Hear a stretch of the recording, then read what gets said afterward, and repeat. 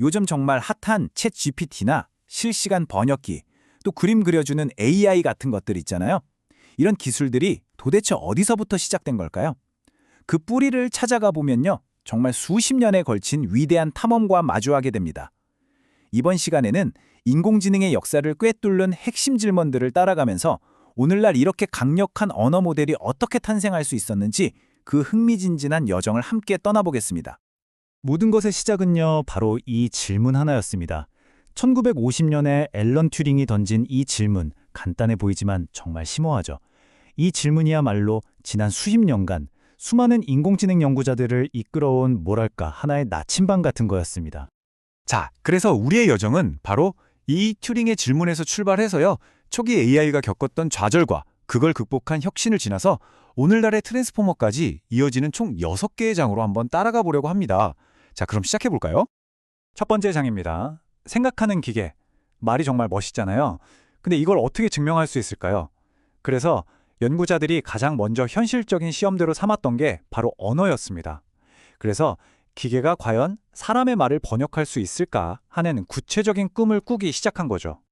이 타임라인을 보시면 진짜 신기하지 않나요? 1930년대면 디지털 컴퓨터는커녕 제대로 된 것도 없던 시절인데 벌써 기계 번역을 꿈꿨다는 거잖아요. 종이 테이프에 단어를 막 저장해서 찾아보거나 단어 카드랑 문법 정보를 기계적으로 착착 결합하는 그런 장치들을 상상했던 거죠. 그리고 마침내 1954년에 조지타운 IBM 실험에서 실제로 러시아 문장 60여 개를 영어로 번역하는 데 성공하면서 이거 진짜 가능할지도 모르겠다 하는 희망을 보여주게 됩니다.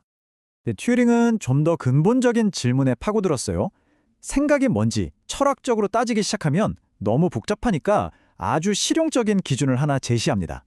그게 바로 이 유명한 튜링 테스트죠. 뭐냐면 심사관이 화면 너머의 상대방이랑 대화를 나눠요. 그리고 나서 내가 지금 대화한 상대가 사람이야 기계야? 이걸 구분할 수 없다면 그 기계는 생각한다고 쳐주자는 거죠.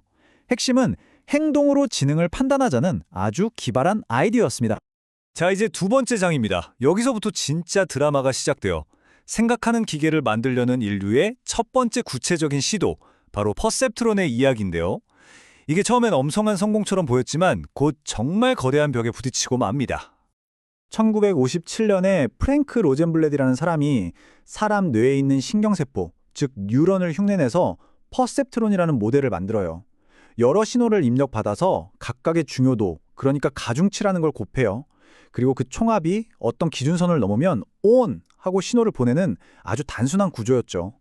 근데 여기서 제일 중요한 건 뭐냐면 이 퍼셉트론이 데이터를 보면서 스스로 정답을 찾아가도록 학습할 수 있었던 거의 최초의 모델이었다는 겁니다.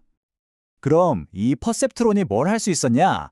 바로 선형 분리라는 걸 할 수 있었어요. 여기 화면에 보이는 것처럼 데이터가 두 그룹으로 딱 나뉘어 있을 때 그 사이를 가르는 완벽한 선 하나를 스스로 찾아내는 능력이 있었던 거죠. 예를 들면 고양이 사진과 강아지 사진을 구분하는 것처럼 특정 패턴을 가진 데이터는 A그룹, 다른 패턴은 B그룹, 이렇게 분류하는 일을 해낼 수 있었던 거예요. 하지만 이 영광은 정말 짧았습니다. 곧 거대한 벽이 나타났거든요. 바로 이 유명한 XOR 문제입니다. 여러분, 이 점 4개 한번 보세요. 노란색 점들이랑 보라색 점들. 이거 직선 하나 촥 그어서 완벽하게 나눌 수 있으세요? 절대 안 되죠. 바로 이겁니다.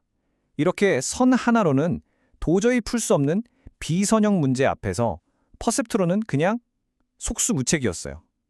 이게 퍼셉트론의 치명적인 한계였죠.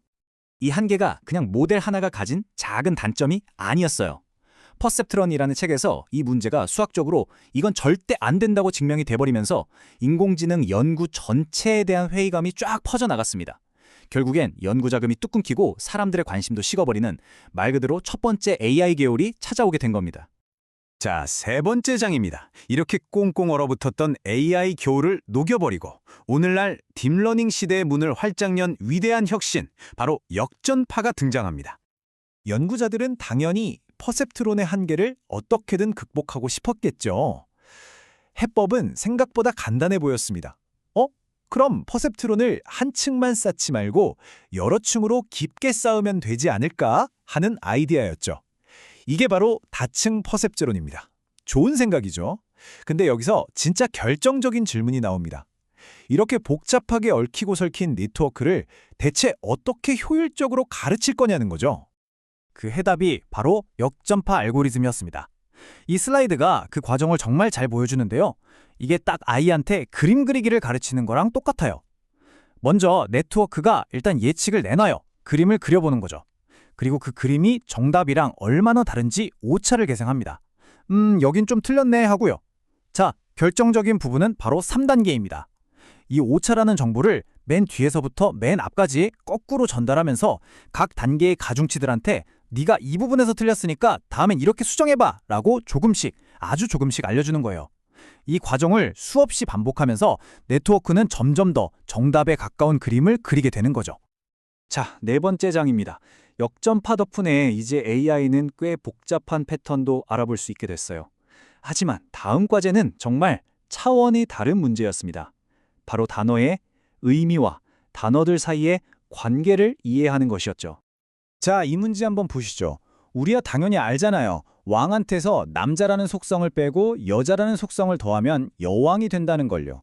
근데 컴퓨터한테 왕이나 여왕은 그냥 왕, 여왕 같은 글자 덩어리일 뿐인데 이 관계를 어떻게 가르칠 수 있을까요? 2013년에 나온 워드2백이라는 기술이 정말 기가 막힌 해답을 제시합니다. 핵심 아이디어는 이거예요. 추상적인 단어를 컴퓨터가 계산할 수 있도록 숫자로 된 배열, 즉 벡터로 만들자는 거죠. 수많은 글들을 학습해서 단어의 의미를 일종의 좌표로 표현하는 겁니다. 여기서 진짜 대단한 점은 의미가 비슷한 단어들은 이 좌표 공간에서 서로 아주 가까운 곳에 모이게 된다는 거예요. 그리고 바로 이 슬라이드에 있는 공식이 월드2백의 마법을 보여주는 뭐랄까 상징과도 같은 겁니다. 왕을 나타내는 벡터에서 남자 벡터를 빼고 여자 벡터를 더했더니 정말 놀랍게도 여왕 벡터가 있는 위치랑 거의 똑같은 곳에 도착했다는 거죠. 이게 바로 결정적인 순간이었습니다. 컴퓨터가 단순히 단어를 외우는 걸 넘어서 단어들 사이의 의미적인 관계를 벡터 수학으로 풀어낼 수 있게 된 겁니다. 진짜 혁명이었죠. 이제 다섯 번째 장, 우리 여정의 마지막 주요 장애물입니다. 아주 긴 문장이나 글을 읽을 때 앞뒤 문맥을 파악하고 중요한 정보를 오랫동안 기억하는 문제, 바로 기억력의 한계에 대한 이야기입니다. 이 기억력 문제를 풀려고 RNN이나 LSTM 같은 모델들이 사용됐어요. 이 모델들은 단어를 하나씩 순서대로 처리하는 방식이었죠. 근데 그러다 보니 문장이 너무 길어지면 앞에 나왔던 중요한 정보를 까먹는 문제가 있었습니다. 바로 이때 게임의 판도를 완전히 바꾼 트랜스포머가 등장합니다. 트랜스포머는 단어를 순서대로 하나씩 보는 대신 문장 전체를 한 번에 펼쳐놓고 봐요. 그리고 어텐션이라는 메커니즘을 써서 문장 안에서 지금 이 단어랑 가장 관련 깊은 단어가 뭐지? 하고 그 중요도에만 집중하는 방식이죠. 아무리 멀리 떨어져 있는 단어라도 중요하다고 판단되면 그 관계를 절대 놓치지 않습니다. 2017년에 발표된 트랜스포머는 그냥 좀 더 성능 좋은 새 모델이 아니었어요. 단어를 순서대로 처리해야 한다는 기존의 패러다임을 완전히 뒤엎어버린 오직 어텐션만으로 문맥을 파악하는 혁명적인 구조였죠. 이 구조 덕분에 병렬 처리가 가능해졌고 이전과는 비교도 안 될 만큼 어마어마한 양의 데이터로 모델을 훈련시킬 수 있게 됐습니다. 이것이 바로 지금의 GPT 같은 대규모 언어 모델 시대를 연 결정적인 열쇠였던 겁니다. 자, 드디어 마지막 장입니다. 지금까지 우리가 함께 살펴본 이 길고 긴 역사적인 여정이 과연 오늘날 우리가 쓰는 이 놀라운 AI 기술들로 어떻게 이어졌는지 한번 확인해 보겠습니다. 우리가 매일 쓰는 실이나 알렉사, 해외여행 갈 때 정말 유용한 실시간 번역기, 창의적인 글을 뚝딱 써주는 챗 GPT, 그리고 진짜 말도 안 되는 그림을 그려주는 미드저니까지 이 모든 기술들이 그냥 어느 날 갑자기 하늘에서 뚝 떨어진 게 아니라는 거죠.